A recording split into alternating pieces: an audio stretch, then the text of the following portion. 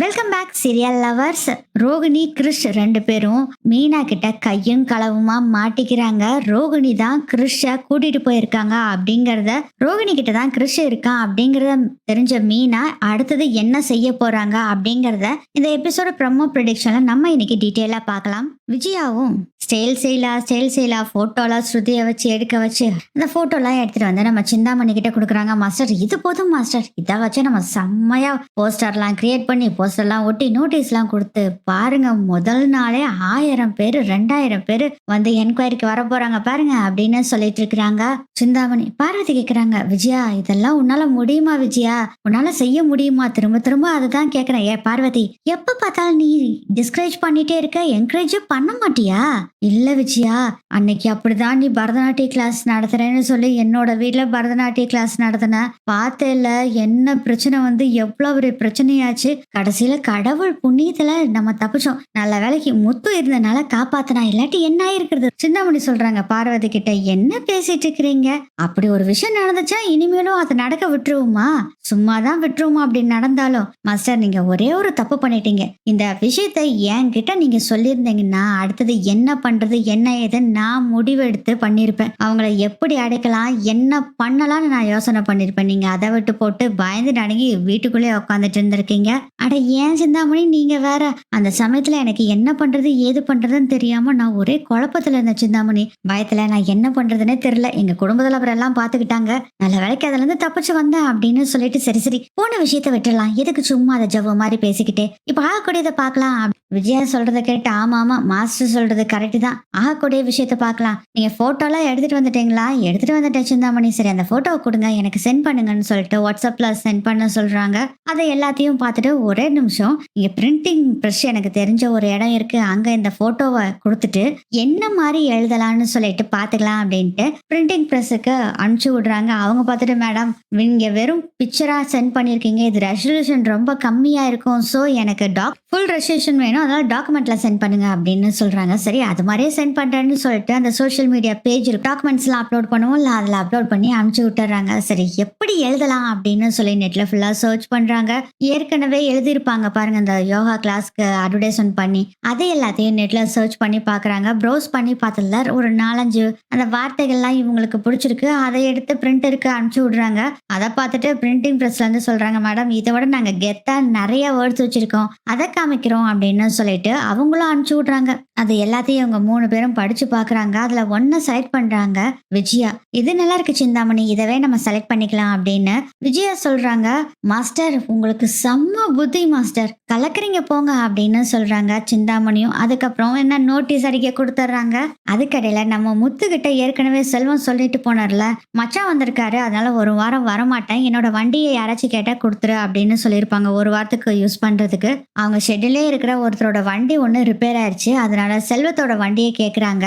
முத்துவும் சரி கொடுக்குறேன், பார்த்து பத்திரமா போயிட்டு வா, செல்வத்தோட வண்டி காரை பார்த்து ஓட்டிட்டு போய் ஏதாச்சும் பண்ணினேன்னு வச்சுக்கேன், பாவம் செல்வம், அப்புறம் நான் தான் உன்னை பொறுத்தலுவேன், அவன் ஒண்ணு திட்ட மாட்டான் அப்படின்னு சொல்லிட்டு இருக்காரு. ஆனா நான்லாம் நல்லா ஓட்டிட்டு போவேன் அப்படின்னு சொல்லிட்டு அந்த டிரைவர் செல்வத்தோட வண்டியை எடுத்துட்டு, முத்து அண்ணா என்னைக்குமே இந்த ஹெல்ப்பை மறக்க மாட்டேன், ஒரு பெரிய சவாரிக்கு போக வேண்டியது இருந்தது, கரெக்டா வண்டி ரிப்பேர் ஆயிடுச்சேன்னு நினைச்சுக்கிட்டு இருந்தேன், நல்ல வேலைக்கு என்ன இந்த வண்டியை எனக்கு கொடுத்தீங்கண்ணா, ரொம்ப தேங்க்ஸ் அண்ணா அப்படின்னு சொல்ல, டே எதுக்குடா தேங்க்ஸ் எல்லாம், ஒருத்தருக்கு ஒருத்தர் உதவி பண்ணிக்கிறது இல்லையா, சும்மா விடுடா, ஃப்ரீயா விடு அப்படின்னு சொல்லிட்டு நீ வண்டி எடுத்துட்டு கிளம்புடா, வண்டி பத்திரம் அப்படின்னு சொல்லி அனுப்பிச்சு விடுறாரு. இன்னொரு பக்கம் நான் மீனா என்ன பண்ணிட்டு இருக்காங்கன்னா, ஒவ்வொரு கடையா போய் அவங்க கஸ்டமர்ஸ் இருப்பாங்கல்ல அவங்களுக்கு எல்லாத்துக்கும் பூ கொடுத்துட்டு வந்துட்டு இருக்காங்க. இந்த சமயத்துல தான் அடுத்த நாள் ஆகுது. அடுத்த நாள் காலையில போஸ்டர் எல்லாம் வந்துருது, நோட்டீஸ் எல்லாம் வந்துருது. நம்ம பார்வதி வீட்டுல தான் இதெல்லாத்தையும் கொண்டு வந்து வைக்கிறாங்க. மாஸ்டர் என்ன பண்றாங்கன்னா 4-5 ஆளுகளை கூப்பிட்டுட்டு வந்து போஸ்டர் எல்லாத்தையும் ஒவ்வொரு ஸ்ட்ரீட்லயும் ஒட்டிடணும் அப்படின்னு சொல்லி காசுவும் கொடுக்குறாங்க. அவங்களும் சரின்ட்டு போஸ்டர் எல்லாம் வாங்கிட்டு போறாங்க. இதெல்லாம் பார்த்துட்டு மூச்சு கொழுந்து போன விஜயா சொல்றாங்க, சிந்தாமணி இது மாதிரி யாருமே எனக்கு பண்ணதே இல்லை, ஏன் எங்க வீட்டுல கூட பண்ணதில்ல, ரொம்ப தேங்க்ஸ் சிந்தாமணி அப்படின்னு சொல்லவும், மாஸ்டர் இதுக்காக எதுக்கு தேங்க்ஸ் எல்லாம் சொல்லிட்டு இருக்கீங்க, உங்களுக்கு இந்த ஹெல்ப்பும் கூட நான் பண்ண மாட்டேன்னா ஏன் மாஸ்டர் இப்படி சொல்லிட்டு இருக்கீங்க, சரி இந்த சாரி தேங்க்ஸ் இதெல்லாம் சொல்லக்கூடாது நமக்குள்ள, ஓகேவா அப்படின்னு சொல்றாங்க சிந்தாமணி. சரி சிந்தாமணி அப்படின்னு சந்தோஷமா சொல்லிக்கிட்டு இருக்காங்க விஜயா. சரி, அடுத்தது நம்ம இப்ப என்னதான் பண்றது அப்படின்னு கேக்குறாங்க பார்வதி. அடுத்தது என்ன பண்ண போறோம்? இந்த நோட்டீஸ எல்லாத்தையும் நம்மளே நம்ம கையில கொண்டு போய் கொடுக்க போறோம் மக்களுக்கு அப்படின்னு சொல்றாங்க. இல்ல புரியல அப்படின்னு விஜயா சொல்லவும், மாஸ்டர் இந்த நோட்டீஸ எல்லா ஸ்ட்ரீட்லயும் நம்ம தான் கொண்டு போய் கொடுக்க போறோம். அதுக்கு எதுக்கு சிந்தாமணி நம்ம போய் கொடுக்கணும்? அதுதான் ஆளுங்க இருக்காங்கல்ல, அவங்க கிட்ட கொடுத்துட்டோம்னா கொடுத்துட்டு போறாங்க. மாஸ்டர் உங்களுக்கு விஷயமே தெரியாது, போஸ்டர் நம்ம ஒட்ட முடியாது, அதனால வேற வழி இல்லாம ஆளுகளை விட்டோம். நீங்க நோட்டீஸ் கொடுக்கறதுக்கு ஆளுகிட்ட கொடுத்து விட்டீங்கன்னு வச்சுக்கோங்களேன், பாதி நோட்டீஸ கொடுப்பான், பாதி நோட்டீஸ கீழே தூக்கி போட்டு போட்டுருவான், இல்லாட்டி காயலாங்கடையிலயோ பேப்பர் கடையிலயோ வெயிட்டுக்கு போட்டு வித்துட்டு போயிடுவான் அப்படின்னு சொல்றாங்க. ஐயோ, அப்படியா சிந்தாமணி சொல்றீங்க? ஆமா மாஸ்டர், இது ஏகப்பட்ட விஷயம் இது மாதிரி நடந்துட்டே இருக்கு, அதனாலதான் சொல்றேன் நோட்டீஸ் நம்மளே கொடுத்துடலாம். போஸ்டர் நம்ம போய் ஒட்ட முடியாது, அதனாலதான் அவனுக்கிட்ட கொடுத்தேன். நோட்டீஸ் நம்ம கையாலே கொடுத்துடலாம் அப்படின்னு பிளான் பண்றாங்க. சரி, நம்ம இப்பவே போய் கொடுத்துடலாம் அப்படின்னு விஜயா சொல்றாங்க. அதுக்கு சிந்தாமணி சொல்றாங்க, மாஸ்டர் இந்த கெட்டப்ல போய் கொடுக்கவே கூடாது. என்ன சிந்தாமணி சொல்றீங்க? பார்வதி கேக்குறாங்க. அப்புறம் என்ன கெட்டப்புங்க, நான் சூப்பர்மேன் வேஷமா போட்டுட்டு போக முடியும் அப்படின்னு பார்வதி கேட்கவும், அது மாதிரி தான் வச்சுக்கோங்களேன் அப்படின்னு சிந்தாமணி சொல்லும் போது, என்னது இது லூசு மாதிரி வளருது அப்படின்னு இவங்க பார்த்துட்டு இருக்கும் போது சிந்தாமணி சொல்றாங்க, பாக்குறதுக்கு ரொம்ப யங்கா இருக்கணும், ஒல்லியா இருக்கணும், அப்பனாதான் மக்கள் நீங்க போய் இது யோகா சொல்லித்தரேன்னு சொல்லி நோட்டீஸ் கொடுக்கறப்போ வாவ் இவங்கள மாதிரி நம்மளும் ஆகணும் அப்படின்னு சொல்லிட்டு கிளாஸ்க்கு வருவாங்க. ஆனா இப்படி பொதுக்குன்னு குண்டுன்னு போனா இவங்களே இவ்வளவு குண்டா இருக்காங்க, வயசானவங்களா இருக்காங்க, இவங்க எப்படி நமக்கு யோகா சொல்லி தருவாங்க? அப்படி மீறியும் சொல்லி கொடுத்தாலும் இவங்கள மாதிரி குண்டா தான் இருக்கணும், எப்படி நம்ம ஸ்லிம் ஆகிறது அப்படின்னு வரமாட்டாங்க. அதனால நான் சொல்ற மாதிரி செய்யலாம் அப்படின்னு சொல்றாங்க சிந்தாமணி. இப்படியே சஸ்பென்ஸ் வச்சுக்கிட்டே இருந்தா என்ன பண்றது, என்னதான் பண்ணு சொல்லுங்க அப்படின்னு பார்வதி விஜயா கேட்டோன்னே, அப்படி வலிக்குவாங்க. நான் இப்ப சொல்றேன் பாருங்க. இப்போ நீங்க என்ன பண்ணீங்கன்னா, இல்ல நீங்கல்ல நம்ம 3 பேருமே இப்ப என்ன பண்றோம்னா, ஃபர்ஸ்ட் பார்லருக்கு போய் நம்மள எல்லாத்தையும் நல்லா க்ரூம் பண்றோம். அதுக்கப்புறம் நேரா ஒரு ஷாப்புக்கு போறோம், நமக்கு தேவையான மாடர்ன்ல வெஸ்டர்ன் ட்ரெஸ் வாங்கி போட போறோம் அப்படின்னு சொல்றாங்க. என்னது வெஸ்டர்ன் ட்ரெஸ்ஸா அப்படின்னு சொல்றாங்க விஜயா. ஆமா, வெஸ்டர்ன் ட்ரெஸ் தான். இப்படி போனா தான் மக்கள், ஆஹா இவங்கள இவ்வளோ யங்கா ஒல்லியா இருக்கிறாங்களே, நம்மளும் இவங்க கிளாஸ்ல போய் சேர்ந்தோம்னா இவங்கள மாதிரி யங்காவும் நல்லா ஸ்லிம்மாவும் இருக்கலாம் அப்படின்ட்டு வருவாங்க. அதெல்லாம் நீங்க சொல்றது நல்லா தான் இருக்குது சிந்தாமணி. ஆனா இந்த வெஸ்டர்ன் ட்ரெஸ் கடைக்கு எங்க போறது? பார்லரு என் மருமகிட்டே இருக்குது, அவகிட்ட போய் நம்மள க்ரூம் பண்ணிக்கலாம். ஆனா வெஸ்டர்ன் ட்ரெஸ் கடைக்கு எங்க போறதுன்னு தெரியலையா அப்படிங்கும் போது விஜயாக்கு ஸ்ருதி கண்ணுக்கு தெரியுறாங்க. ஆடா நம்ம பணக்கார பைத்தியம் இருக்குல்ல, அவளை பிடிச்சா போதுமே அப்படின்னு நினைக்கிறாங்க. ஏன்னா பணக்கார பைத்தியமா அப்படிங்க, வேற யாரும் இல்ல, என்னோட 3வது மருமக தான். அது ஒரு லூசு. அவ தான் வெஸ்டர்ன் வேர் எல்லாமே போடுவா, மாடர்னா ட்ரெஸ் எல்லாம் வேர் பண்ணுவா. அதனால அவகிட்ட போய் கேட்கலாம், எந்த கடையில போய் வாங்கலானா அப்படின்னு சொல்லவும், எதுக்கு போய் கேக்குற, போன பண்ண ஸ்ருதிக்கு அப்படின்னு பார்வதி சொல்லவும், இது நல்ல ஐடியா அப்படின்ட்டு விஜயா ஸ்ருதிக்கு கால் பண்ணி இந்த மாடர்ன் ட்ரெஸ் எல்லாம் எங்க விற்கும் அப்படின்னு கேக்குறாங்க. ஏன் ஆண்டி கேக்குறீங்க? இல்ல சும்மா தான் கேக்குறேன் அப்படின்னு சொல்றாங்க. ஏன்னா உண்மையை சொல்ல மாட்டேங்கிறாங்க. ஏற்கனவே அண்ணாமலை அந்த ஷூட் எடுக்கிறப்போ அவங்க பேண்ட் ஷர்ட் போட்டதுக்கே கிண்டல் அடிச்சுக்கிட்டு இருந்தாரு. இதுல வேற ரவி வேற பயங்கரமா கிண்டல் அடிச்சிட்டு இருந்தாங்க. அதனால இந்த விஷயத்த சொன்னா கண்டிப்பா ஸ்ருதி எல்லாத்துக்கிட்டையும் சொல்லுவா, அதனால சொல்ல வேண்டாம் அப்படின்னு முடிவு பண்ணிடுறாங்க. அதனால விஜயா போய் சொல்றாங்க, எனக்கு தெரிஞ்ச பொண்ணுக்கு ஒரு பர்த்டே வருது, அவளுக்கு கிஃப்ட் கொடுக்கணும், சோ அதான் வெஸ்டர்ன் வேற எங்க கிடைக்கும்னு கேட்டேன் அப்படின்னு சொல்றாங்க. இவங்களும் எங்கெங்க இருக்கும் அப்படிங்கிற டீட்டெயில்ஸ் ஃபுல்லா ஸ்ருதியும் சொல்றாங்க. ரொம்ப சந்தோஷம், வச்சிடறம்மா போன அப்படின்னு போனை வச்சுட்டு, எஸ் கடையை கண்டுபிடிச்சாச்சு அப்படின்னு சொல்றாங்க விஜயா. இந்த கடை மாஸ்டர் அப்படின்னு சொல்லவும் கடை பேரெல்லாம் சொல்றாங்க. அங்கெல்லாம் போனா கிடைக்குமாமா அப்படின்னு விஜயா சொல்றாங்க. மாஸ்டர் நாளைக்கு அந்த கடைக்கு போய் எல்லாத்தையும் வாங்கிட்டு வந்துடலாம். இல்ல சிந்தாமணி, நாளைக்கு வேண்டாம், இன்னைக்கே போய் எல்லா வேலையும் முடிச்சுட்டு நாளைக்கு நம்ம நோட்டீஸ் கொடுக்குற மாதிரி வச்சுக்கலாம். ஏன்னா சீக்கிரமே நம்ம யோகா சென்டரை ஓபன் பண்ண போறோம், ஆளுகள்லாம் சீக்கிரம் வரணும்ல, சோ நம்ம இன்னைக்கே போயிட்டு வந்துடலாம் அப்படின்னு சிந்தாமணி கிட்ட விஜயா சொல்றாங்க. சரி மாஸ்டர், நீங்க சொல்றது கரெக்ட் தான், போயிட்டு வந்துடலாம் அப்படின்னு சொல்லிடுறாங்க. மீனாவும் அவங்க வேலையை பார்த்துட்டு பூ கொடுத்துட்டு எல்லா பக்கம் வந்துகிட்டு இருக்காங்க. வர்ற வழியிலே பாத்தீங்கன்னா ஒரு போன் கால் வருது. மேடம் சொல்லுங்க அப்படின்னு தெரிஞ்சவங்க போல இருக்கு. அவங்க கிட்ட பேசுறாங்க. நான் அந்த அம்மா விஜயலட்சுமி பேசுறேன், அடையாளம் தெரியுதா? மேடம் என்ன மேடம் இப்படி சொல்றீங்க, உங்களை எனக்கு தெரியாம கிடைக்காம இருக்குமா? உங்களுக்கு முதல்ல நான் பூ கொடுத்துட்டு தானே இருந்தேன் அப்படின்னு சொல்றாங்க. ஆமாம்மா, அர்ஜென்ட்டா நாங்க கோயிலுக்கு போறோம். அதுக்கு பூ வேணும். நீ பூ அருமையா கட்டுவ. அதனால உன்கிட்ட தான் வாங்கணும்னு என் வீட்டுக்காரு, என் பையன், பொண்ணு எல்லாருமே சொல்றாங்க. அதனால தான் உனக்கு கால் பண்ணேன். நாளைக்கு சாயந்தரம் நாங்க எங்க குலதெய்வம் கோயிலுக்கு போறோம். அதனால நாளைக்கு காலையிலயோ மத்தியானமோ கொண்டு வந்து கொடுக்க முடியுமா அப்படின்னு கேக்குறாங்க. தாராளமா மேடம் கொடுக்குறேன். இதுல என்ன மேடம் இருக்கு? எவ்வளவு பூ மட்டும் வேணும்னு சொல்லுங்க, நான் கொண்டு வந்துடுறேன் அப்படின்னு மீனாவும் சொல்றாங்க. அவங்களும் எவ்வளவு பூ வேணும்னு சொல்லிட்டு போனை கட் பண்ணிடுறாங்க. இதுக்குள்ள நம்ம விஜயா எல்லாரும் கடைக்கு போயிருக்காங்க. மாடர்ன் ட்ரெஸ் பார்க்கணும் அப்படின்னு சொல்றாங்க. ஓகே மேடம், நாங்க காமிக்கிறோம். என்ன ஸ்டைல்ல வேணும், எது மாதிரி ட்ரெஸ் வேணும் சொல்லுங்க அப்படிங்க திரு திருன்னு 3 பேரும் முழிக்கிறாங்க.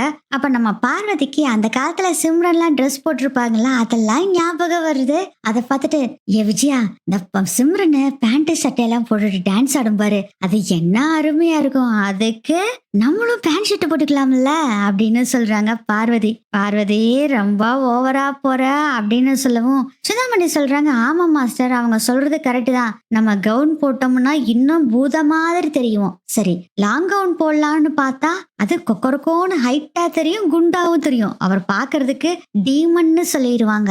சரி, சுடிதார் போட்டுட்டு போலான்னா அதுவும் நல்லா இருக்காது. அதனால பேண்ட் ஷர்ட்டே போடலாம். பேண்ட் ஷர்ட் போட்டீங்கன்னா ஒல்லியா தெரிவிங்க மாஸ்டர் அப்படின்னு சொல்லவும், வாவ் அப்படியா, அப்ப அப்படியே பண்ணிடுவோம். ஏமா, இந்த பேண்ட் ஷர்ட் எல்லாம் எடுத்து காமிமா.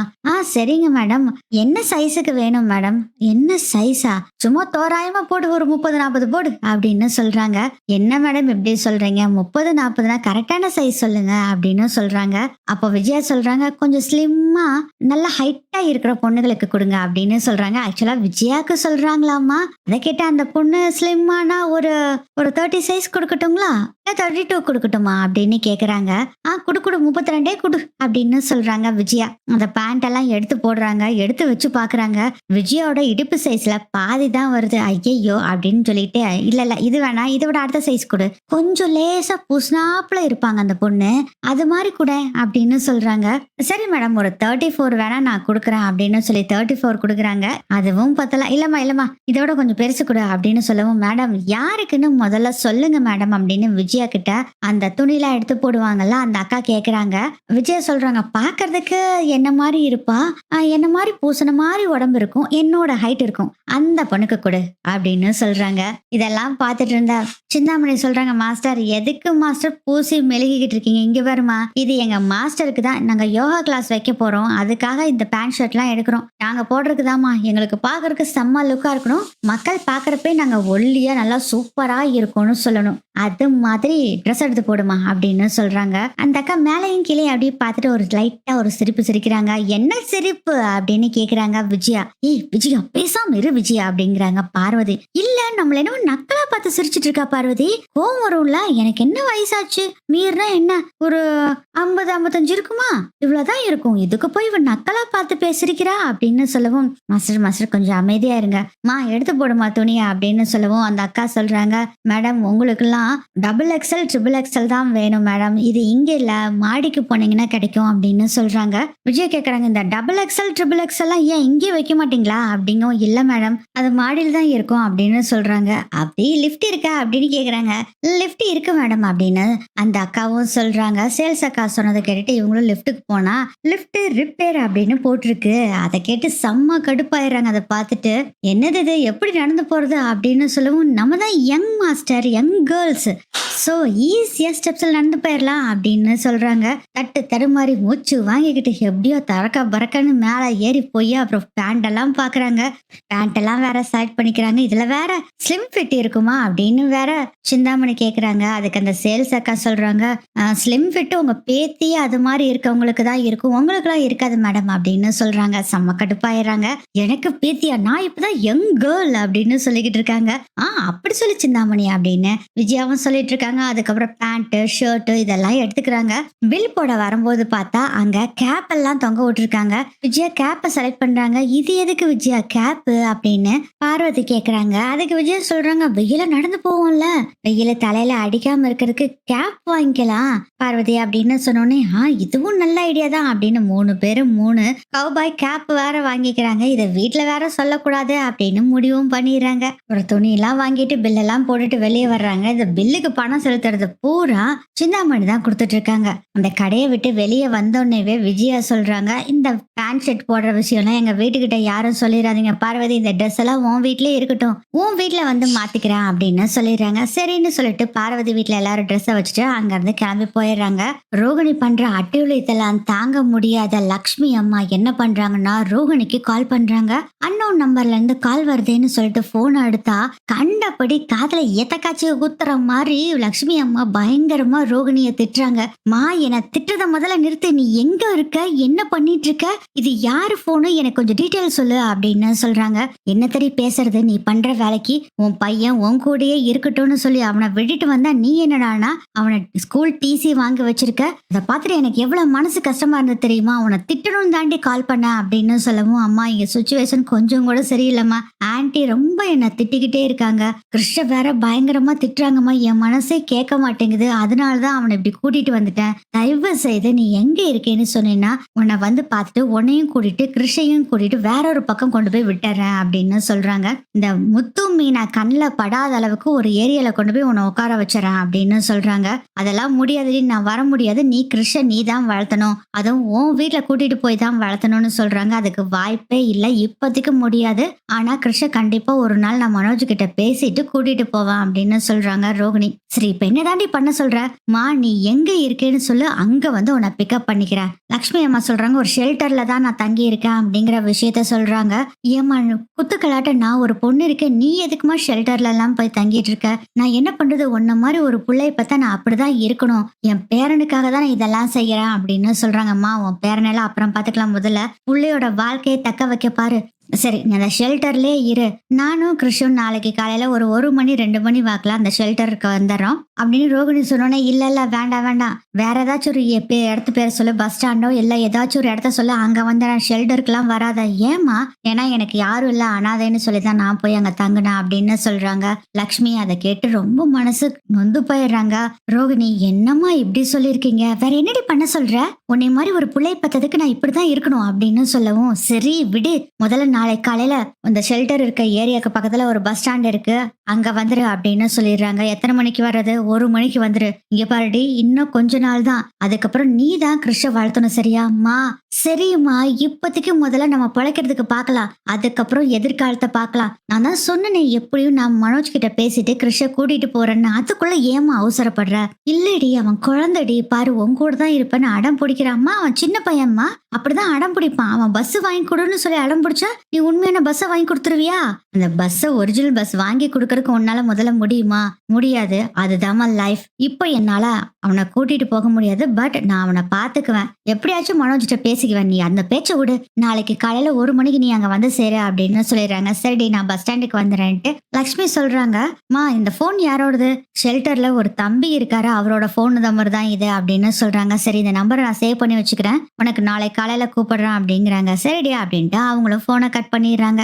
எப்படியோ அம்மா கிடைச்சிட்டாங்க அப்படின்னு ரோகிணிக்கு செம்ம ஹாப்பி. சரி, நாளைக்கு போறதுக்கு கேபை பிடிச்சிடலாம் அப்படின்னு சொல்லிட்டு ஒரு கேப்கார அண்ணாவுக்கு கால் பண்றாங்க. அந்த அண்ணா சொல்றாரு, நான் இப்ப வர முடியாதுமா, வெளியூர்ல இருக்கேன், நான் ஒரு சவாரிக்கு வந்திருக்கேன், எனக்கு தெரிஞ்ச ஒரு தம்பி இருக்கான், அவனுக்கு நான் சொல்லிடுறேன், அந்த போன் நம்பரையும் உங்களுக்கு நான் கொடுத்துட்றேன், அவனும் ரீசனபிள் பிரைஸ் தாமா இருக்கும், அவங்ககிட்டயும் உங்களை பத்திரமா கூட்டிட்டு போய் விட்டுட்டு கூட்டிட்டு வந்துருவாமா அப்படிங்கிற விஷயத்த சொல்றாங்க. சரிண்ணா, அந்த போன் நம்பரை எனக்கு அனுப்புங்க அப்படின்னு ரோகிணியும் சொல்றாங்க. அதுக்கப்புறம் அந்த போன் நம்பரை அந்த டிரைவர் அண்ணா அனுப்புறாங்க. அந்த போன் நம்பருக்கு கால் பண்றாங்க ரோகிணி. போனை அட்டன் பண்றாரு. ஆக்சுவலா இவர் யாருன்னா செல்வா அண்ணாவோட வண்டியை வாங்கி சவாரி ஓட்டிட்டு இருந்தாரு பாத்தீங்களா, முத்தும் கூட பார்த்து போடா வண்டிய அப்படின்னு ஃபர்ஸ்ட் சொல்லுவார்ல, அந்த அண்ணா தான். அந்த டிரைவர் அண்ணாவுக்கு கால் பண்ணி செங்கல்பட்டு வரைக்கும் நாளைக்கு போயிட்டு வரணும் அண்ணா, நீங்க வர்றீங்களா அப்படின்னு கேக்குறாங்க ரோகிணி.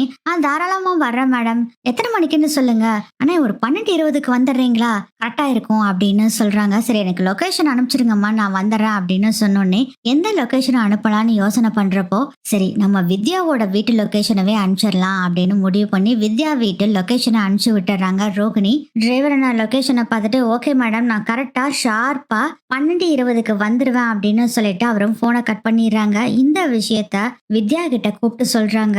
வித்யாவும், ஏண்டி உன் கூடயே அந்த பையனை வச்சுக்கலாம்ல, பாவண்டி அவன் உன்னோட பாசத்துக்காக ரொம்ப ஏங்கிட்டு இருக்காண்டி கிறிஷ். எனக்கும் புரியுது வித்யா, ஆனா வேற வழி இல்ல. மனோஜோட லைஃபையும் என்னோட லைஃபையும் கொஞ்சம் யோசனை பண்ணிப்பாரு. இது மட்டும் ஆன்ட்டிக்கும் மனோஜுக்கும் தெரிஞ்சதுன்னா அவ்வளவுதான், என்னோட லைஃபும் போயிரும். சரிடி, நீ என்னத்தவோ பண்ணி தொலை, முதல்ல இங்க இருந்து கிறிஷ கூட்டிட்டு போ அப்படின்னு வித்யாவும் சொல்லிடுறாங்க. அப்பாடா, எப்படியோ ஒரு வழியா அம்மாவையும் கண்டுபிடிச்சாச்சு. அம்மாவையும் கிறிஷையும் கொண்டு போய் ஒரு இடத்துல நம்ம தங்க வச்சிட்டோம்னா அதுவே சந்தோஷம். ஆக்சுவலா எதுக்காக செங்கல்பட்டு கூட்டிட்டு போறாங்கன்னா, ரோகிணி சித்தி இருக்காங்களா, அவங்களோட ஃப்ரெண்டு செங்கல்பட்டுல தான் இருக்காங்க. இப்போதைக்கு அவங்க வீட்டுல தங்கட்டும், அதுக்கப்புறம் என்னன்னு முடிவு பண்ணிக்கலாம்னு சொல்லிட்டு தான் செங்கல்பட்டு கூட்டிட்டு போறாங்க ரோகிணி. அடுத்த நாள் காலையில ஆகுது. ரோகிணி அவசர அவசரமா கிளம்பி போறாங்க. மனோஜ் கேக்குறாரு, என்ன ரோகிணி இவ்வளவு குயிக்கா கிளம்பி எங்க போற?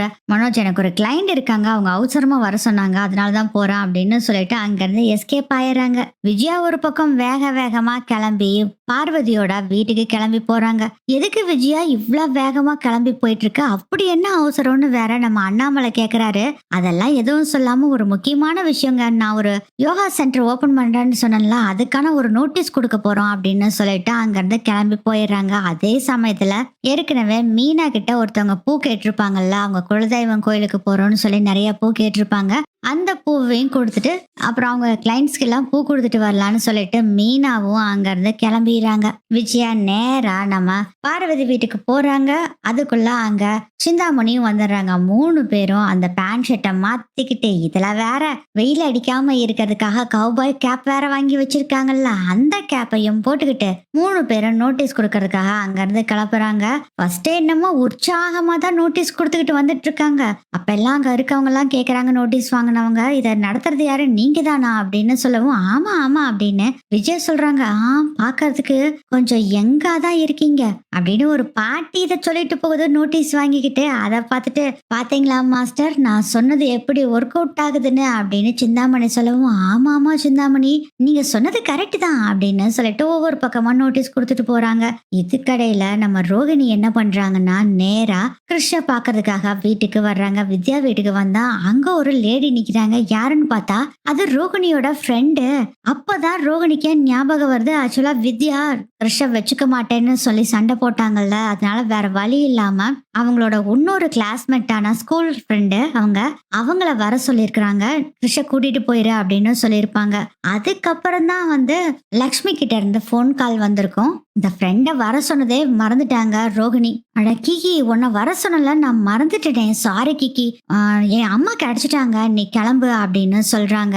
உன் அம்மாவை எங்க கொண்டு போய் விட போற அப்படின்னு சொல்லவும், செங்கல்பட்டுல என் சித்திக்கு தெரிஞ்ச ஒரு ஃப்ரெண்ட் இருக்காங்க, அங்கதான் விட போறேன் அப்படின்னு சொல்லவும், வேண்டாண்டி, உன் அம்மாவையும் கிருஷ்ணையும் என் வீட்டுக்கு அனுப்பிச்சு விட்டு நான் பாத்துக்கிறேன், அதுக்கப்புறம் நீ வீடு பிடிச்சிட்டு சொல்லு, அவங்கள அங்க வச்சிடலாம் அப்படின்னு அவங்க ஃப்ரெண்டும் சொல்றாங்க.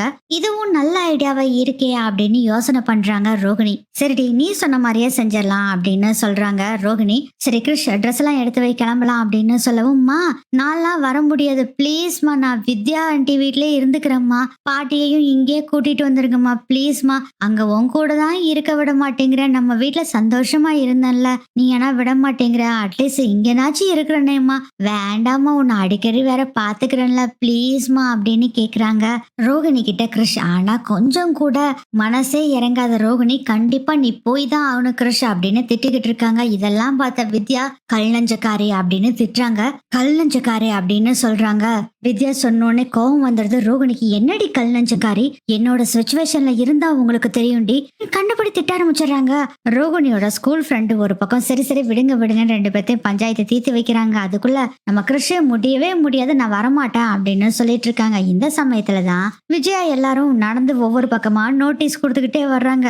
நடந்து நடந்து ஓஞ்சு போயிருது, கை காலெல்லாம் பயங்கரமா வலிக்குது. பார்வதி சொல்றாங்க, ஐயோ சாமி, இனிமேல எல்லாம் நடக்க முடியாது, என் காலே கழண்டு விழுந்துரும் போல இருக்கு, எனக்கு வலி தாங்க முடியல, முதல்ல ஒரு ஆட்டோவை பிடிச்சியா அப்படின்னு சொல்றாங்க. ஆமா மாஸ்டர், பேசாம ஆட்டோலயே போயிடலாம் அப்படின்னு சிந்தாமணியும் சொல்றாங்க. இதெல்லாம் கேட்ட வச்சு, ஆமா ஆமா, நம்மளால நடக்க முடியாது சாமி, நம்ம பேசாம ஆட்டோலயே போயிடலாம்னு சொல்லிட்டு ஆட்டோவுக்காக வெயிட் பண்ணிட்டு இருக்கிறாங்க. கரெக்டா ஒரு ஆட்டோவும் வருது. ஆட்டோ ஆட்டோ நிறுத்துங்க நிறுத்துங்க அப்படின்னு சொல்லிட்டு இவங்க 3 பேரும் போறாங்க. ஆட்டோவும் நிக்குது. எங்கக்கா போகணும் அப்படின்னு கேக்குறாங்க. டிரைவர் அண்ணா டி நகர் போகணும் அப்படின்னு சொல்லவும் எவ்வளோன்னு கேக்குறாங்க. அவங்க ஒரு ரேட்டை சொன்னோன்னு, ஐயோடா சாமி இவ்வளோலாம் நான் கொடுக்க முடியாது அப்படின்னு இவங்க பேரம் பேசிட்டு இருக்காங்க. பேரம் பேசி முடிச்சு எப்படியோ சரி வாங்க அப்படின்னு அந்த ஆளும் சொல்றாரு. அதுக்கப்புறம் இவங்க 3 பேர் ஏறாங்க. கடைசியா விஜயா ஏற வர்றாங்க. அதே நேரத்துல அதே ரோட்டுல லக்ஷ்மி அங்க நடந்து போய்கிட்டு இருக்காங்க. அத பாத்துறாங்க விஜயா. ஆட்டோல ஏற போன விஜயா லக்ஷ்மிய பாத்துறாங்க. ஏறாம வேகமா அங்கிருந்து ஏன் நில்லுமா நில்லுமா அப்படின்னு சொல்லிட்டு போறாங்க. லக்ஷ்மிக்கு அதெல்லாம் தெரியல. அவங்க பாட்டில் நடந்து போயிட்டு இருக்காங்க. இவ யார பார்த்து இப்படி விஜயா ஓடுறா அப்படின்னு சொல்லிட்டு பார்வதியும் சிந்தாமணி 2 பேரும் இறங்குறாங்க. திடீர்னு பார்த்தா விஜயாக்கு ஒரு சூப்பர் ஐடியா வருது. ஆட்டோக்கார அண்ணா கிட்ட கூப்பிட்டு இங்க வாப்பா அப்படின்னு சொல்லிட்டு ஆட்டோவை பிடிச்சு நேரா கொண்டு போய் அந்த ஆட்டோவை லக்ஷ்மி அம்மா முன்னாடி கொண்டு போய் நிறுத்த சொல்றாங்க. ஆட்டோக்காரும் வண்டி எடுத்துட்டு போய் லக்ஷ்மி அம்மா முன்னாடி நிறுத்துறாங்க. விஜயா அந்த வண்டியில இருந்து இறங்குறத பார்த்தோன்னே லக்ஷ்மிக்கு பயங்கர ஷாக்கு. என்னம்மா நினைச்சுக்கிட்டு இருக்கிற? உன் பேரனை பாட்டுல என் வீட்டுல விட்டு போட்டு என் வீட்டுல இருக்கவங்க எல்லாம் பாத்துக்கிட்டோன்னு சொல்லிட்டு நீ பாட்டுல இங்க ஹாயா சுத்திக்கிட்டு இருக்கிய. அங்க என்னடானா என் புள்ள என் மருமக எல்லாரும் உன் பேரனுக்கு ஊழியம் பண்ணிக்கிட்டு இருக்காங்க. நீங்க ஹாயா சுத்துறியா? முதல்ல வண்டியில ஏறு அப்படிங்கிறாங்க. இல்லம்மா அது வந்துமா அப்படிங்க. எதுக்கு விட்டுட்டு போனா இருக்கு உனக்கு ஆப்பு, நீ முதல்ல வா அப்படின்னு சொல்லிட்டு வண்டியில ஏறுன்னு ஆட்டோல ஏத்தி கூட்டிட்டு போறாங்க. மாஸ்டர் எங்க மாஸ்டர் போறீங்க அப்படின்னு சொல்லி சிந்தாமணி கேக்குறாங்க. நான் வீட்டுக்கு போறேன், நீங்களா நோட்டீஸ் கொடுத்துட்டு வந்துருங்க அப்படின்னு சொல்லிட்டு அவங்க வேகமா போயிடுறாங்க. இப்படி கழட்டி விட்டு போயிட்டாலே அப்படின்னு பார்வதி பார்த்துட்டு இருக்காங்க. ஆக்சுவலா பூ கொடுக்க போனாங்கல்ல மீனா, வித்யாவோட ஏரியால இருக்கக்கூடிய ஒரு அம்மாக்கு தான் பூ கொடுக்க போறாங்க. போற வழியில வண்டி நின்று போயிருது. வண்டியை திரும்ப திரும்ப ஸ்டார்ட் பண்றாங்க. மீனா முடியவே இல்ல, என்ன பண்றதுன்னு தெரியல. பக்கத்துலதான் நம்ம வித்யா வீடு இருக்கு. அங்க கொண்டு போய் வண்டியை நிறுத்திட்டு அதுக்கப்புறம் நம்ம மெக்கானிக்கை கூப்பிட்டு ஃபர்ஸ்ட் வண்டியை கொண்டு போய் நிறுத்தலாம், அதுக்கப்புறம் மெக்கானிக் யாராச்சும் கூப்பிட்டுக்கலாம் அப்படின்னு முடிவு பண்ணி நேரா வித்யா வீட்டுல போய் வண்டியை அப்படியே தள்ளிக்கிட்டே கொண்டு போய் நிறுத்திட்டு வித்யாவுக்கிட்ட பேசிட்டு சொல்லிட்டு வந்துடலாம்னு சொல்லிட்டு வித்யா வீட்டுக்கு போய் கதவை தட்டுறாங்க. யாரு கதவை தட்டதுன்னு தெரியலையேன்னு ஜன்னல் வழியா நம்ம வித்யா பார்த்தா அங்க மீனா நின்றுட்டு இருக்கிறத பார்த்துட்டு பயங்கர ஷாக் ஆயிடுறாங்க. மீனா வந்திருக்கா ரோகிணி, நீ இப்ப என்ன பண்றது அப்படின்னு சொன்னோடனே கிருஷ்ணி வா அப்படின்னு தரன்னு கிருஷ்ண பிடிச்சிட்டு உள்ளுக்குள்ள போய் ரூமுக்குள்ள போய் ஒளிஞ்சு கதவை சாத்திக்கிறாங்க. மா மீனா ஆண்டி வந்திருக்காங்க, பேசலாமா அப்படின்னு கிருஷ் சொல்றாரு. வாயை மூடு கிருஷா, மீனா போற வரைக்கும் நீ வாயே திறக்க கூடாது அப்படின்னு கண்டபடி திட்டுறாங்க. ரோகிணி சரிம்மா அப்படின்னு சொல்லிட்டு கிருஷும் மௌனமா இருக்காங்க. அதுக்கப்புறம் ரூமுக்குள்ள போயிட்டாங்க அப்படின்னு தெரிஞ்ச பின்னாடி வித்யா போய் கதவை திறக்கிறாங்க. அட மீனா வாங்க வாங்க, என்னாச்சு மீனா இந்த சைடு அப்படின்னு சொல்லவும் அது ஒண்ணும் இல்லைங்க, என் வண்டி ரிப்பேர் ஆயிடுச்சு, அதனாலதான் இங்க கொண்டு வந்து நிறுத்தி இருக்கேன். நான் மெக்கானிக்கை கூப்பிட்டுட்டு வந்து ரிப்பேர் பண்ணிட்டு அப்புறம் எடுத்துட்டு போய்க்கிறேன் அப்படின்னு சொல்றாங்க. சரி மீனா தாராளமா செய் அப்படின்னு சொல்லவும் இது யாரு நீங்க சொல்லவே இல்லையா அப்படின்னு கேட்கவும் இது என் ஃப்ரெண்டு அப்படின்னு ஒரு உருட்டுறாங்க. வித்யா அதையும் நம்பிடுறாங்க. நம்ம மீனா கிருஷ் சொல்றாருமா பாவம்மா, நான் ஆன்டிட்ட போய் பேசட்டுமா, பாவம் என்ன காணோன்னு தேடிட்டு இருப்பாங்களா ஆன்டி அப்படின்னு சொல்லவும் கிருஷ் சத்தம் போட்ட அப்புறம் நான் என்ன செய்வேனே தெரியாது, பேசாம நீ மீனா கூட போயிடுறியா, என்ன பார்க்கவே கூடாது சரியா, உங்கள்கிட்ட பேச கூட மாட்டேன் அப்படின்னு சொல்றாங்க. ரோகிணி இல்லம்மா நான் பேச மாட்டேன் அப்படின்னு அமைதியா இருந்துக்கிறாங்க. கிருஷ் மீனா வித்யா கிட்ட பேசிட்டு இருக்காங்க. வித்யாவும் புடி கொடுத்த மாதிரியே பேசல, எப்படியாச்சும் மீனாவை துரத்தி விடணும் அப்படிங்கிற குறிக்கோள்லயே பேசிக்கிட்டு இருக்காங்க. வித்யா சொல்றாங்க, மீனா நீ ஏதாச்சும் ஒரு சீக்கிரமா ஒரு மெக்கானிக்கை வந்து பார்த்தேன்னா ஆகும், நானும் என் ஃப்ரெண்டும் கொஞ்சம் வெளியே கிளம்பணும் அப்படி சாரி அப்படிங்கிற மாதிரி சொன்னோன்னே சரிங்க நான் போய் கூட்டிட்டு வந்துடுறேன் அப்படின்னு சொல்லிட்டு மீனாவும் வெளியே வந்துட்டு செப்பல் கழட்டி விடுவாங்கல்ல அந்த இடத்துல வந்துட்டு செப்பலை போடலான்னு பார்க்கும்போது பார்த்தா அங்க கிருஷோட செப்பல் இருக்கு. கிருஷோட செப்பலை பார்த்தோன்னேவே சந்தேகம் வந்துருது. இது என்ன, இது கிருஷோட செப்பலாச்சு, இது எப்படி இங்க வந்தது அப்படின்னு கேக்குறாங்க. கிருஷோட செப்பலாச்சாச்சா அப்படிலாம் இல்ல, இது வேற யாரோ செப்பல், ஏதோ பக்கத்து வீட்டு பையன் கழட்டி விட்டு போயிருப்பான் போயிருக்கு அப்படின்னு சொல்லி எப்படியோ அழுப்பி விட்டு அவங்கள துரத்தி விடணும்னு குறிக்கோளா பாக்குறாங்க வித்யா. ஆனா சந்தேகமாவே இருக்கு மீனாவுக்கு. சரி அப்படிங்கிற மாதிரி கீழே போறாங்க. ஆனா சந்தேகமா இருக்கிறதுனால முத்துக்கிட்ட கால் பண்ணி கிருஷோட செப்பல் இங்க இருக்கு, எனக்கு என்னமோ சந்தேகமா இருக்கு அப்படிங்கும் போதே முத்து சொல்றாரு, ஒருவேளை பார்லர் அம்மா அம்மா சொல்லி இவனை கூட்டிட்டு வந்து இங்க வச்சிருக்குமோ அப்படின்னு கேக்குறாங்க. ஏங்க அப்படிலாம் நடக்காதுங்க, அதுக்கு வாய்ப்பே இல்ல. வாய்ப்பு இருக்கு மீனா. மீனா நீ அங்க விட்டு நகரவே நகராத, நான் வந்துடுறேன் இரு அப்படின்னு சொல்றாங்க. சரிங்க அப்படின்னு சொல்லிட்டு மீனா என்ன பண்றாங்கன்னா நேரா நம்ம வித்யாவோட வீட்டு வாசல் இருக்குல்ல, அந்த சந்து மாதிரி இருக்கும்ல, அந்த இடத்துல நின்று இருக்காங்க. ஆக்சுவலா எதுக்காக அப்படி நிக்கிறாங்கன்னா வித்யாவோட வீட்ல இருந்து கிறிஸ்டோ அல்லது வேற யாராச்சும் வருவாங்களா அப்படின்னு பாத்துக்கிட்டு தான் வெயிட் பண்ணி நின்னுட்டு இருக்காரு. மொத்தம் செம்ம ஸ்பீடா வித்யாவோட வீட்டுக்கும் வந்துடுறாங்க. மீனா மேல நின்னுட்டு இருக்காங்களா, கால் பண்றாங்க. ஏங்க நான் மேலதான் நின்னுட்டு இருக்கேன், யாராச்சும் வீட்ல இருந்து வருவாங்களோன்னு நோட்டம் விட்டுட்டு இருக்கேங்க அப்படின்னு சொல்லவும், சரி சரி அங்கேயே இரு நான் வரேன் அப்படின்னு சொல்லிட்டு மேல வர்றாரு.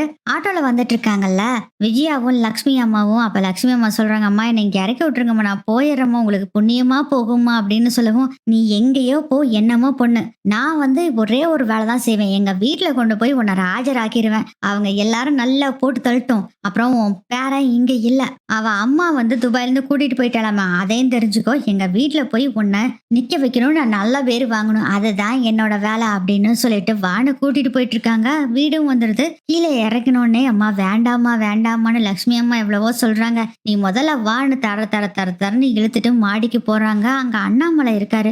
எங்க யார் வந்திருக்காங்க பாருங்க அப்படின்னு சொல்லி விஜயா சொல்றத கேட்டுட்டு, யார் அப்படி வந்திருக்கா அப்படின்னு பேப்பர் படிச்சுட்டு இருந்த அண்ணாமலை நிமிர்ந்து பாக்குறாரு. பார்த்தா அங்க லக்ஷ்மி அம்மா நின்னுகிட்டு இருக்காங்க.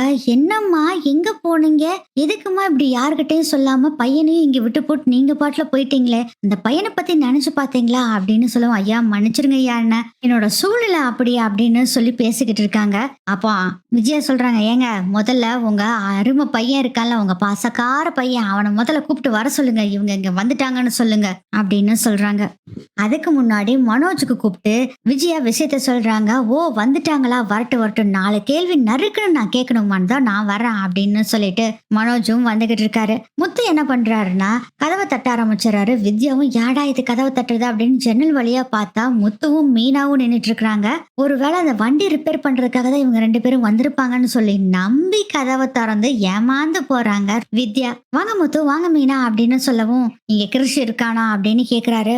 முத்து ஐயோ கிருஷ் எல்லாம் இங்க இல்லையா அப்படின்னு சொல்லவும், முத்து சொல்றாரு, இல்ல இல்ல உன்னை நம்ப முடியாது, நீ பார்லர் அம்மாவோட ஃப்ரெண்டு தானே, நீயும் இந்த கோல்மால் எல்லாம் பண்ணுவ, நீ முதல்ல சொல்லு கிருஷ் இங்க இருக்கானா இல்லையா. ஐயோ இல்ல முத்து அப்படிங்கும். சரி நானே தேடிக்கிறேன் அப்படின்னு சொல்லவும், இல்ல இல்ல நான் உங்களை ரூம்ல எல்லாம் அலோவ் பண்ண மாட்டேன் அப்படின்னு சொல்லவும், சரிங்க அப்ப நான் செக் பண்றேன் அப்படின்னு மீனா சொல்றாங்க. ஐயோ மீனா புரிஞ்சுக்குங்க மீனா அப்படின்னு சொல்லவும், இல்லைங்க நான் செக் பண்ணியே ஆகணும்னு சொல்றாங்க. இதற்கிடையில ரொம்ப வாக்குவாதம் போய்கிட்டு இருக்கு. அந்த சமயத்துல வண்டியை டிரைவ் பண்ணிட்டு வந்துகிட்டு இருந்தா மனோஜுக்கு என்ன தோணுச்சோ என்னமோ தெரியல, தான் பொண்டாட்டிய மாட்டி விடணும்னு என்னமோ தெரியல, ரோகிணியையும் நம்ம கூப்பிட்டுட்டு போலாம், அப்படின்னா தான் நம்ம 4 கேள்வி நறுக்குன்னு கேக்குறப்போ ரோகிணியும் சப்போர்ட் பண்ணி கிறிஸ்டோட பாட்டிய நல்லா நறுக்குன்னு ஒரு 10-15 கேள்வி கேட்கட்டும் அப்படின்னு சொல்லிட்டு ரோகிணிக்கு கால் பண்றாரு மனோஜ். இந்த சமயம் பார்த்துதானா கால் பண்ணும் மனோஜ்.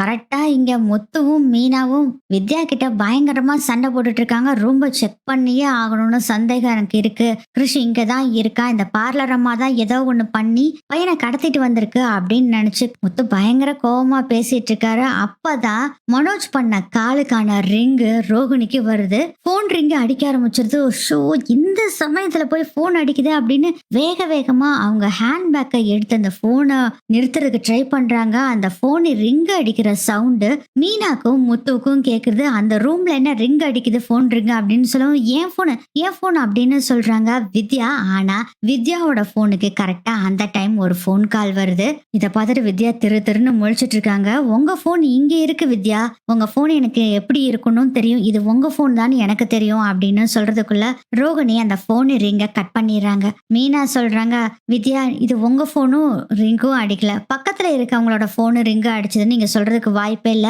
அவங்க கையில போன் இருக்கு, அதே சமயத்துல அங்க இருந்து ரிங்கும் வரல, இந்த ரூம்ப நாங்க பார்த்தே ஆகணும் அப்படின்னு சொல்லி பேசிட்டு இருக்கும் போதே வேகமா போய் முத்து கதவை திறக்கிறாரு. கதவு கிட்டதான் ரோகிணி நின்னு ஒட்டு கேட்டுட்டு இருந்தாங்கல்ல, அப்பவே முத்து எப்படி கதவை திறந்துருவாருன்னு சொல்லிட்டு தாளை வேற போட்டுக்கிறாங்க.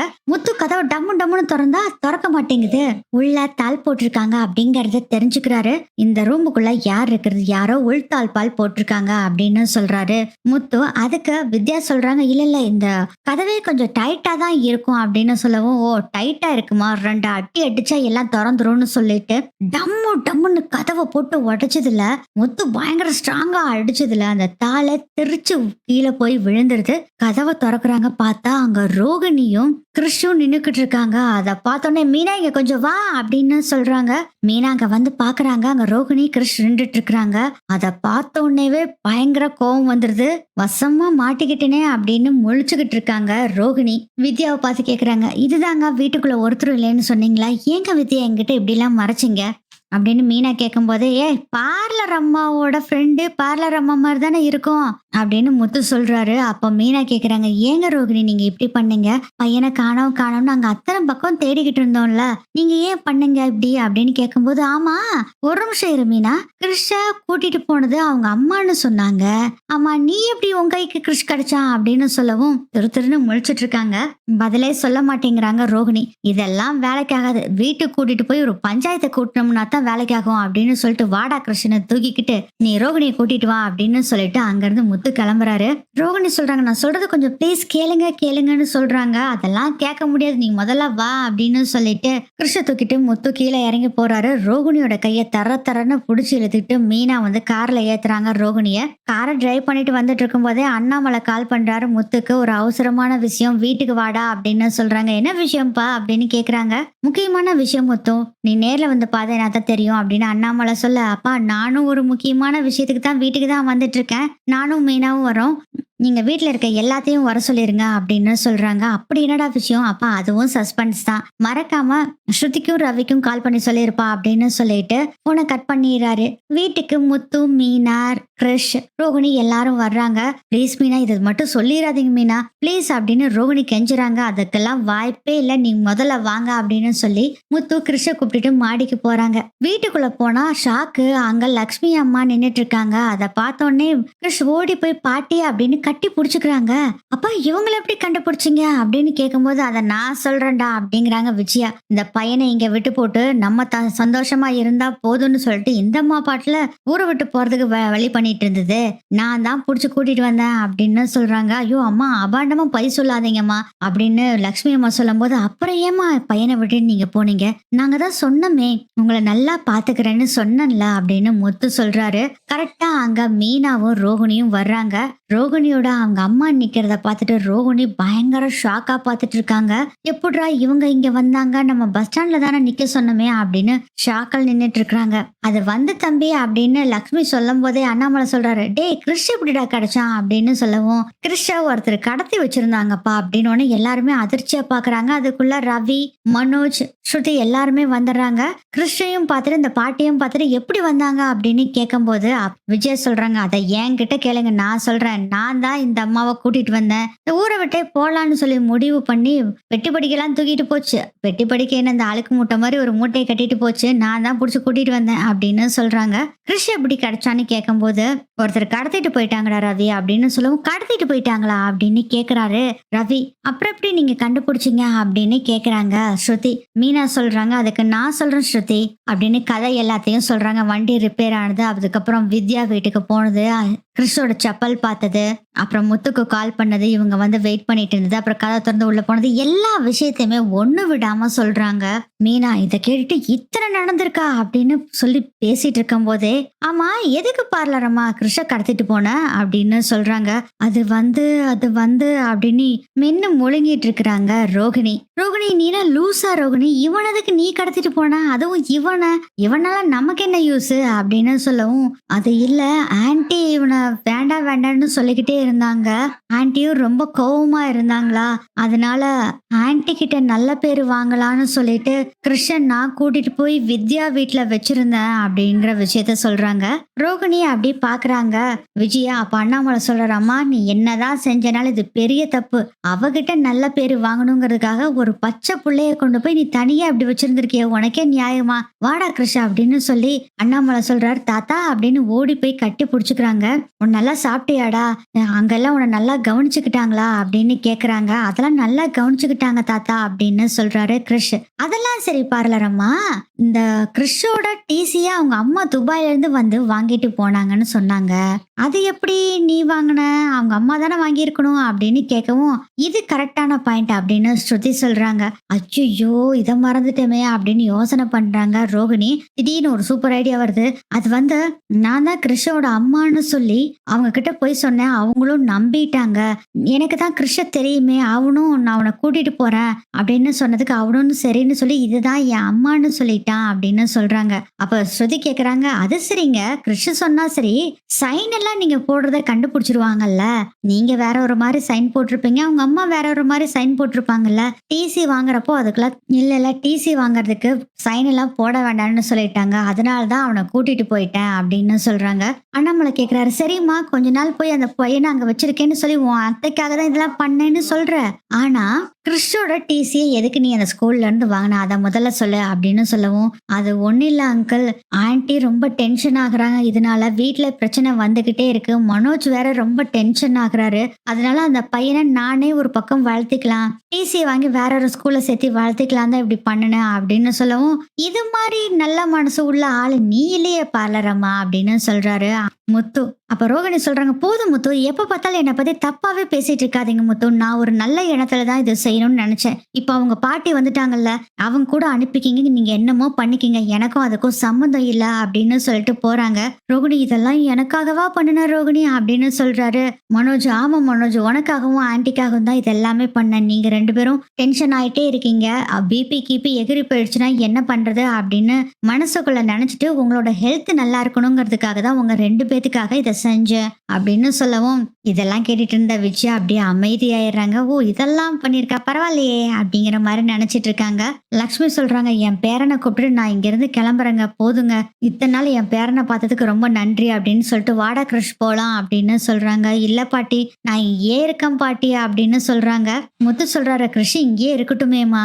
லக்ஷ்மி அம்மா சொல்றாங்க, எல்லாரும் என்ன மன்னிச்சிருங்க, நான் இங்க கிருஷ விட்டதுக்கு காரணமே கிருஷ் அவங்க பாட்டி கூட இல்லாம வேற யாரு கூடயோ இருக்காங்கன்னு தெரிஞ்சதுன்னா அவங்க அம்மா வந்து அவ கூடயே கூட்டிட்டு போய் அவளை வளர்த்த ஆரம்பிச்சிருவா அப்படின்னு சொல்லிதாமா நானும் அவனை விட்டுட்டு போனேன். ஆனா கடைசியில அவ வந்து கவனிக்க கூட இல்ல, அவளோட வாழ்க்கை தான் அவளுக்கு பெருசா போச்சு, அந்த குழந்தையோட வாழ்க்கைய அவன் நினைச்சும் கூட பாக்கலாமா, என் பேரன் என்கிட்டே இருக்கட்டும் அப்படின்னு சொல்லிட்டு எல்லாரும் என்ன மன்னிச்சிருங்க அப்படின்ட்டு வா கிருஷ் போலாம் அப்படின்னு சொல்லிட்டு கிருஷ கூட்டிட்டு போறாங்க. கிருஷும் பாட்டி நான் இங்கேயே இருக்கேன் பாட்டி அப்படின்னு சொல்றாங்க. நீ மரியாதை என் கூட வர்றியா இல்ல நான் மட்டும் போகட்டுமா அப்படின்னு சொல்லவும், இல்ல நான் வரேன் பாட்டி அப்படின்னு ரோகிணியை பாக்குறாங்க. கிருஷ் கஞ்சாடை காமிக்கிறாங்க, பாட்டி கூட போ அப்படிங்கிற மாதிரி ரோகிணி அதனால ஒரே சோகமா போறாங்க.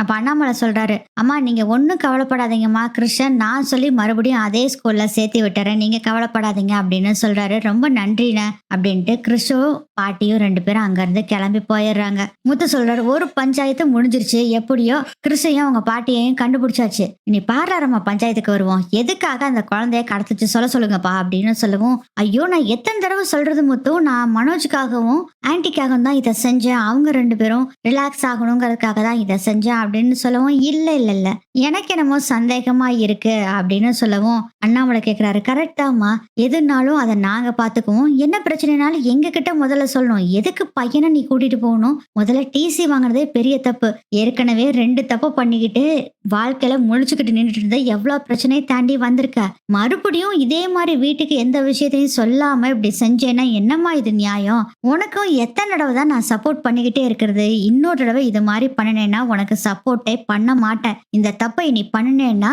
அப்புறம் என்ன பேசாதம்மா, என்கிட்ட எதுவும் சொல்லாத, நான் ஒரு முடிவு எடுத்தாகணும் அப்படின்னு சொல்றாங்க. ஐயோ அங்கிள் ப்ளீஸ் அங்கிள், இது மாதிரிலாம் எதுவுமே பண்ண மாட்டேன் அங்கிள், ப்ளீஸ் என்னை மன்னிச்சிருங்க, இது எல்லாத்துக்கும் காரணம் ஆன்ட்டியும் மனோஜும் தான், அவங்க நல்லா இருக்கணுங்காக தான் இதெல்லாமே செஞ்சேன், சாரி அங்கிள் அப்படின்னு சொல்லி ரோகிணி சொல்றாங்க. மீனா சொல்றாங்க, பையனை காணோம்னு சொல்லிட்டு நாங்க எவ்வளவு பதறி அடிச்சு தேடிக்கிட்டு இருந்தோம், கடைசியில அவன் அவங்க அம்மா கூட்டிட்டு போயிட்டாங்க அப்படின்னு தெரிஞ்ச உடனே தான் நிம்மதியா இருந்தோம். ஏங்க ரோகிணி, நீங்க இப்படி பையனை கூட்டிட்டு போய் ஒரு பக்கம் வளர்த்துனீங்கன்னா நாளைக்கு அவங்க அம்மா வந்து எங்க கிட்ட என் பையன் எங்கன்னு கேட்டிருந்தா நாங்க என்னங்க பண்ணிருக்க முடியும் அப்படின்னு சொல்றாங்க. மீனா, கிருஷியோட அவங்க அம்மா வந்திருந்தாங்கன்னா நான் கூட்டிட்டு வந்து விட்டுருப்பேன், நானும் உங்க கூட தானே இருக்கேன் மீனா, எனக்கும் இங்க நடக்கிறது தெரியும்ல, அந்த தைரியத்துல தான் நானும் இருந்தேன் அப்படின்னு சொல்றாங்க ரோகிணி. முத்துக்கு அப்பையும் சந்தேகமா தான் இருக்கு, இல்லையே பார்லர் அம்மா ஏதோ ஒரு பெரிய விஷயத்த மறைக்குது, ஏதோ ஒண்ணு இருக்கு, அதை முதல்ல கண்டுபிடி கண்டுபிடிக்கணும் அப்படின்னு முத்து நினைச்சிட்டு இருக்காரு. அண்ணாமலை சொல்றாரு, சரிம்மா இனிமேல் இந்த தப்ப பண்ணக்கூடாது, எதுனாலும் எங்க கிட்ட சொல்லாம நீ முதல்ல செய்யக்கூடாது அப்படின்னு சொல்றாங்க. சரி அங்கிள், இனி நான் எதுவுமே மறைக்க மாட்டேன் அப்படின்னு ரோகிணி சொல்றாங்க. சரி இதோட இந்த பஞ்சாயத்தை முடிச்சுக்குவான் அப்படின்னு முத்து சொல்லிட்டு, ஆளுக்கெல்லாம் அவங்க வேலையை பார்த்துட்டு கிளம்புங்கப்பா அப்படின்னு சொல்லிடுறாரு முத்து. எல்லாரும் அவங்கவுங்க வேலையை பார்த்துட்டு போறாங்க. அப்பதான் முத்து அண்ணாமலை கிட்ட சொல்றாரு, அப்பா இதுல ஏதோ ஒரு தப்பா இருக்கிற மாதிரி தெரியுதுப்பா அப்படிங்கிறாரு முத்து. ஆமாண்டா முத்து, எனக்கும் இது சந்தேகமா தான் இருக்குது, என்னன்னு கண்டுபிடிப்போம் அப்படின்னு சொல்லவும், அப்பா ஸ்கூல்ல போய் கொஞ்சம் விசாரிச்சு பாரு. டேய் அதைத்தான் கண்டுபிடிக்க முடியாதே, வீடியோ கால்ல வர்றப்போ அவங்க அம்மா முகத்தை மூடிட்டு தாண்டா பேசுனாங்க, அதனால இது யார் அம்மானே கண்டுபிடிக்க முடியாது. ஒண்ணு இந்த கிறிஷ் யார் அம்மான்னு சொல்லணும், இல்ல கிறிஷோட பாட்டி சொல்லணும். இல்லப்பா எனக்கும் ஒரு டவுட்டா இருக்குது, ஏதோ ஒண்ணு பார்லரமா மறைக்குதுப்பா. சரிடா விடுறா, என்னன்னு பாக்கலாம் விடு. அதான் ரோகிணி சொல்லிருச்சுல்ல, இனிமேல் எந்த தப்பும் பண்ண மாட்டேன்னு, இதோட இந்த பேச்சை விட்டுடா. கிறிஷும் எப்படியோ கிடைச்சிட்டான், கிறிஷோட பாட்டியும் கிடைச்சிட்டாங்க, அதுவே நமக்கு சந்தோஷம்டா, விடுறா இந்த பேச்சா இதோட அப்படின்னு சொல்றாங்க. சரிப்பா ஓகே அப்படின்னு முத்துவும் சொல்லிடுறாரு. எப்படியாச்சும் இவங்க ரெண்டு பேத்துக்குள்ள என்ன ஒரு தொடர்பு இருக்குன்னு நம்ம முதல்ல கண்டுபிடிக்கணும் அப்படின்னு நினைச்சிட்டு இருக்காரு முத்து. மீனா கிட்டே முத்து இந்த விஷயத்த பத்தி சொல்றாரு. எங்க விடுங்க போதுங்க, அதுதான் ரோகிணி சொல்றாங்களே, நான் எல்லாமே உங்க அண்ணனுக்காகவும் அத்தைக்காகவும் தான் பண்ணேன்னு சொன்னாங்கல்ல, விடுங்க இப்படியாதான் இருக்கும். இல்ல மீனா அப்படின்னு சொல்லவும், போதுங்க இந்த பேச்சை இதோட நிறுத்திடுங்க, நமக்கும் நிறைய வேலையெல்லாம் இருக்குங்க, என்னோட வண்டி வேற ரிப்பேரா இருக்கு, அதை கொஞ்சம் சரி பண்ணி கொடுங்க அப்படின்னு சொல்றாங்க. ஆமா இந்த கலவரத்துல மெக்கானிக்கை கூப்பிடாம விட்டாச்சுல, சரி நான் மெக்கானிக்கை கூப்பிட்டுட்டு போய் அங்க சரி பண்ணிட்டு வரேன் அப்படின்னு சொல்றாரு முத்து. அதுக்கப்புறம் எல்லாமே நார்மலா போக ஆரம்பிக்குது. ரோகிணிக்கு இப்பதான் நிம்மதியா இருக்கு, எப்படியோ கிருஷ்ண இங்க இருந்து துரத்தி விட்டாச்சு, அம்மா கிட்டே கொண்டு போய் கிருஷ்ண விட்டாச்சு, இனி நமக்கு எந்த பிரச்சனையும் இல்லடா அப்படின்னு நினைச்சு சந்தோஷமா இருக்காங்க ரோகிணி. இப்படிதான் இந்த எபிசோட் நகரும்னு நினைக்கிறேன்.